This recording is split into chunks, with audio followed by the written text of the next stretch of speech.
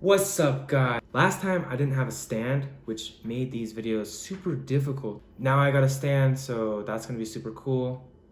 And it was only like 20 bucks, so I'm pretty happy with it. And it's got this little clicker thing too, so I can click you on and off if I want. Anyways, the video today is about recognizing patterns and asking the right questions. Patterns are one of the most important aspects of our life. They help us recognize what's happening, and it gives us an eye into the future. And with that, we can start to change little things here and there, and we start to change the outcome of where our life goes. They give us a window into the future, and they let us see what's coming next. We looked at what happened yesterday, well, the same things happen tomorrow.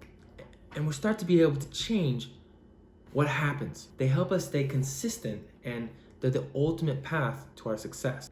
Some of the most famous discoveries are all about recognizing patterns.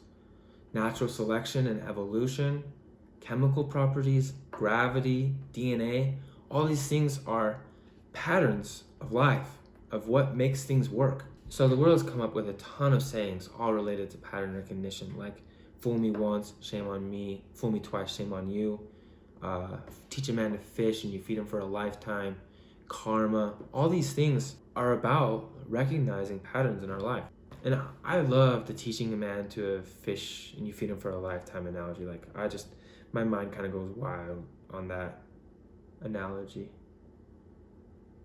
Just imagine a guy, and he's got nothing better to do with his life. So he's going to this pond and he grabs a rock and he throws it into the water. And then this other guy comes along and he's got a fishing pole. He casts it in, and the other guy's like, whoa, what the? He starts asking him, like, hey, can you teach me how to fish? The other guy, teaches him how to fish, and they both start fishing. So what if we teach this guy to observe? And now he's looking and he sees a really good fishing hole, or he sees someone that's using 2 fishing lines, just throwing them out. What if he just starts watching the fish and he notices that, like, oh, those fish can start reproducing, and he learns how they do that, and then he starts making a farm and he makes an army of fish. Okay. The best thing to learn is not what patterns are, but how a person came to find those patterns. In other words, learning patterns to learning those patterns, and then you find those patterns to the patterns to the patterns of those patterns, and those patterns, what is the meaning of life? How did living things, language, math, culture come to be? So here's the problem though, is back in 1866, they were asking these questions like, what is the origin of language? But then the Linguistic Society of Paris brings out this thing and says, look, any debate on this subject is banned. Just don't do it. And I can kind of see why, like, it makes sense. But the point is not so much that we just go on endless debate about who's right and who's wrong and, like, what's the best idea. Maybe it is. These questions are impossible. Well, I think everything's possible, but nobody's going to figure that out anytime soon.